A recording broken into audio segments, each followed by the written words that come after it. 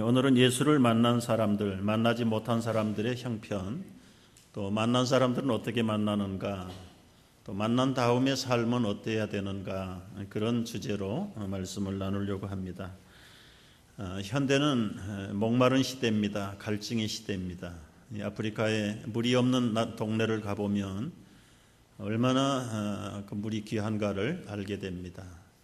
영상의 그림을 보시면 땅을 파고요, 온 가족이 매달려서 물 조금을 길어 올릅니다. 그 아내는 저 밑에 들어가서 물을 퍼고요, 아들은 중간에서 전달을 하고, 근데 이 물도 몇 달 못 가서 또 말라버립니다. 그래서 그 마사이 마을에 가보니까 주부들이 아침에 이만한 통 하나를 어깨 머리에다 이렇게 둘러매고 해가 뜰 때에 나갔다가 해가 질 때에 그 물 한 통 구해가지고 돌아오는 게 이 주부들의 일과 같아요. 참 물은 생명이기 때문에 물이 없으면 생명을 지탱할 수가 없습니다. 공중에 나는 참새 한 마리도 물이 없으면 자기 생명을 유지할 수가 없어요. 참 가슴 아픈 장면을 여러분 영상으로 보시는데요, 얼마나 목이 타면, 마실 물이 없으면 소의 배설물을 빨아먹는 아프리카의 소년의 모습인가요?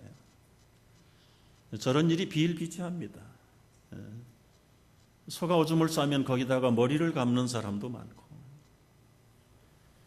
근데 이런 참 끔찍한 현상들이 뉴욕에서도 있다는 사실을 여러분 아세요? 물론 소의 배설물로 목을 축이고 목욕을 하는 그렇다는 얘기는 아니에요. 목마른 그 갈증을 해결하기 위해서 수단과 방법을 가리지 않는 현대인들의 목마름이 저 아프리카의 소의 배설물을 빨아먹는 아이하고 다를 것이 없다. 예수님이 육체로 계실 때 사마리아 수가성에 갔습니다. 시간은 정오 시간입니다. 하루의 일기 중에 가장 태양이 뜨거울 때입니다. 밖에 있던 사람들도 다 그늘로 피하여야 되는 시간입니다. 제자들은 점심 식사를 구하러 마을로 들어갔습니다. 피곤했던 예수님도 우물가에서 물길을 두레박이 없어서 그저 기다리고 있었어요. 인적이라고는 보이지 않는 그 망망한 뜨거운 대낮에 갑자기 여인 하나가 나타납니다. 물을 길러 우물가에 나온 것이죠. 보통 주부들, 여인들은 물을 기를 때는 아침에 시원한 시간, 그리고 하루에 해가 지는 석영 시간에 물을 길러 나오는데, 그때 나오면 동네에 여인들이 다 모이는 것이에요. 이 여인은 그 사람들에게 자기의 살아가는 흔적을 보여주고 싶지 않았던 거예요. 자기의 부끄러운 아픔과 상처를 드러내기를 싫어했던 거예요. 대인 기피증에 걸린 정신적으로 케어가 필요한 분인지 모르겠습니다. 여인이 바로 이 예수님을 만났습니다. 예수님이 질문을 던졌어요. 물 한 모금 주시겠습니까? 두 사람은 물을 가지고 묻고 대답하다가 생수의 근원이 바로 자기의 눈앞에 있는 그리스도 메시아라는 사실을 알게 되고, 그 예수 그리스도를 자신의 생수의 근원으로 모시게 됩니다. 물 길러 왔던 여인이 물동이를 내버리고 물도 길르지 않고, 이제는 동네에 들어가서 자기가 만난 메시아를 여러분도 나와서 만나면 좋겠다고, 대인 기피증에 걸려있던 사람, 정상적인 윤리의 삶을 살지 못했던 사람, 우리가 이미 아는 대로 결혼을 5번씩이나 했지만 지금도 있는 남편이 자기 남편이 아닌데 무엇을 말하고 있습니까? 행복을 추구하고 추구했지만 진정한 행복이 없었던 이 여인에게 자기 목마름을 해결해 주는 인생의 진정한 문제 해결자이신 그리스도를 만나고, 자기는 우물 기르는 것도 정신이 없어, 관심이 없고, 이제는 더 이상 우물의 물을 마시지 않아도 자기 인생의 목마름을 해결해 주신 그리스도를 만난 것 때문에 180도의 새로운 삶을 살게 되는 여인의 모습이 여기 있습니다. 여러분, 우리의 현대를 살아가는 현대인들의 삶이 마치 이 여인의 삶과 거의 흡사하다는 사실을 묵상할 수 있습니다. 먹어도 맛있는 게 도저히 우리 배를 채우지 못하고, 좋은 것이라고는 다 먹어보지만 마셔보지만 아무리 마셔도 우리의 영적인 정신적인 그 목마름을 해결할 수 있는 것은 없어요. 끝없이 찾아 헤매지만 결혼을 5번 하는 것은 옳지 않습니다.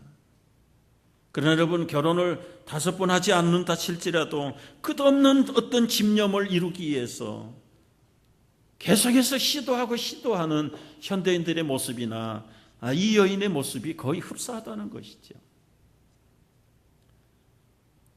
만족할 수 없는 기갈, 해결할 수 없는 목마름.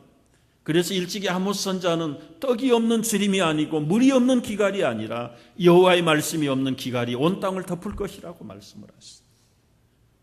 옛날에 비하면 우리가 잘 먹고 잘 사는데도 행복이 없습니다. 만족이 없습니다. 원인이 뭘까요? 여호와의 말씀이 없는 영적인 흑암과 기갈이 이 땅을 덮고 사람들을 잡아가기 때문에 그렇습니다. 그런 인생을 향해서 오늘 하나님이 초청장을 발송하셨어요. 너희 목마른 자들아, 물러 나오라, 물러 나오라. 목마른 자들아, 물러 나오라.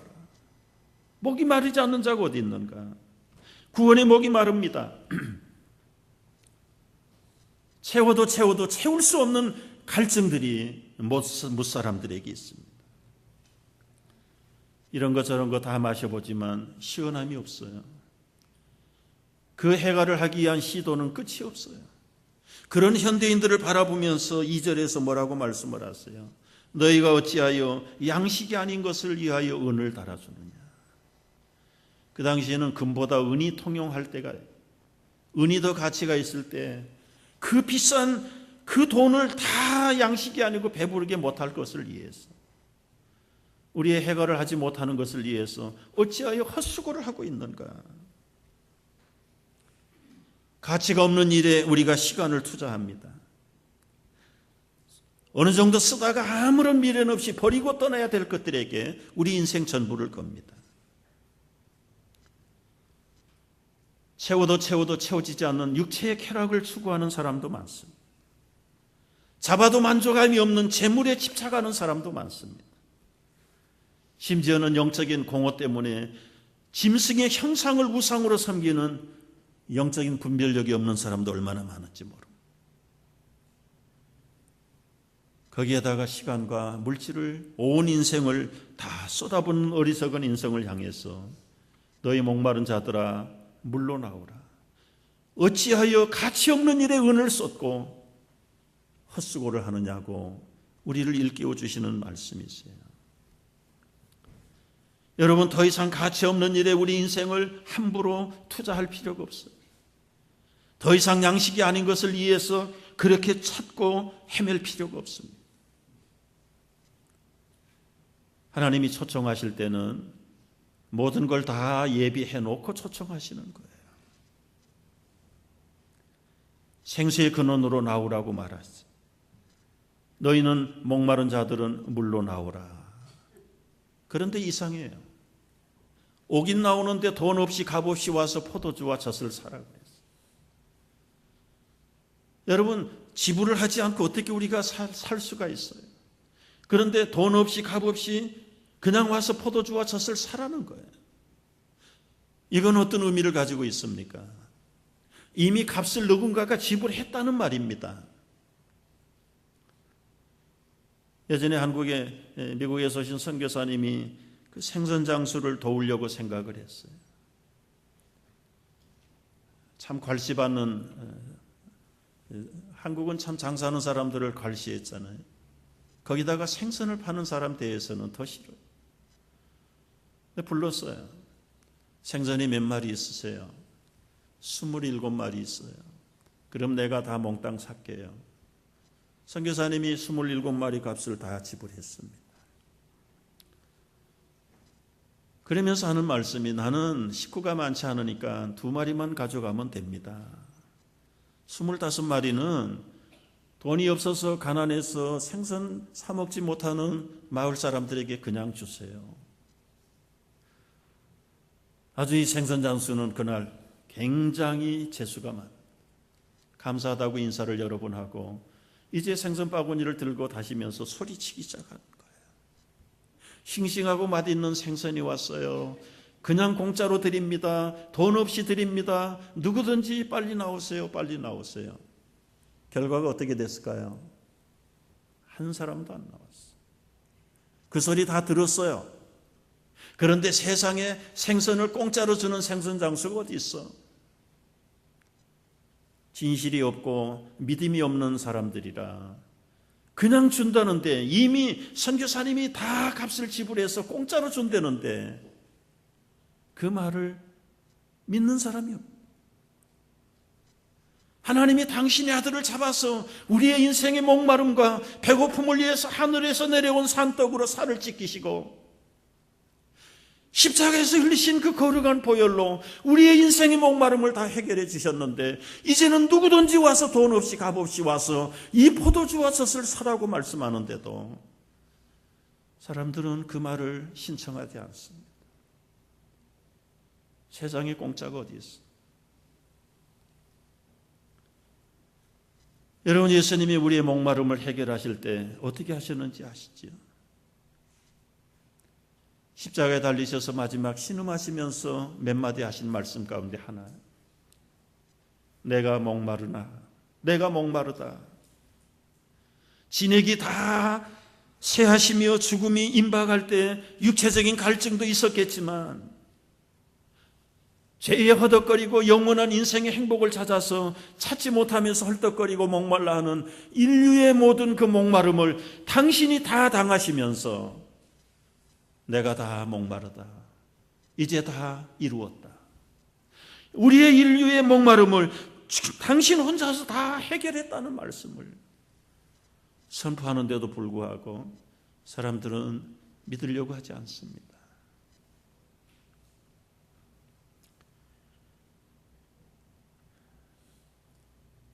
그러나 십자가를 바라보는 자들, 주님의 그 초청의 음성을 듣는 자들은 인생의 목마름을 해결했어요. 어느 전도자 이야기를 들어보니까 너무너무 술에 취해서 사는 사람, 그러다가 예수님 영접하고 자기가 끊고 싶었던 술이 단숨이 끊어져 버린 거예요. 처음에는 사람이 술을 마시고 술이 술을 먹고 나중에는 술이 자기 인생을 먹었다는 사실을 알고 너무 분통해 생각. 여러분, 술, 담배나 도박이나 어떤 쾌락을 끊으려고 할 때 끊어지지 않습니다. 의지가 약할까요? 중독 상태에 들어가면 의지 가지고는 되지 않습니다. 어쩌면 아마 정신과 치료 가지고도 안 됩니다. 그런데 이게 도저히 불가능한 자기의 학습이 예수 그리스도의 능력으로 끊어져 버린 거예요. 정신을 차리고 보니까 얼마나 많은 젊은 날을 그 탕진하면서 자기의 영혼을 팔았는지, 자기의 정신을 거기에다가 다 바꿨는지 억울하고 분통하기 짝이 없는, 뒤늦게 정신을 차리고 이제 자기처럼 자기 인생을 탕진하고 있는 술 친구들을 끌어내기 위해서 따라다니는 거예요. 술 친구 만나려면 술집에 가야 됩니다. 한 패거리가 들어갔더니 웨이터 웨이트레스가 나와서 무슨 술을 드시겠느냐고. 술 마시는 친구들은 큰 그릇으로 술을 마시는데 이 사람에게 물어보는 거예요. 당신은 무슨 술을 주문하겠느냐고. 나는 어저께 그저께 아주 큰 왕대포를 마시고 나서는 이제는 술이 맛이 없다. 여러분, 아무리 채워도 술에 중독된 사람, 이 세상에 중독된 사람은 끊을 길이 없어요. 끊을 길이 없어요. 그런데 포도주와 젖을 당신의 몸을 찢기시고 흘리신 그 주님의 거룩하신 사랑과 긍휼하심을 맛본 자들은 이제는 냄새조차 역겨운 거예요. 생각만 해도 구역질을 하는 사람들이 있어요. 우리 가운데도 그런 분이 있었다는 거 제가 들었어요. 어느 날 갑자기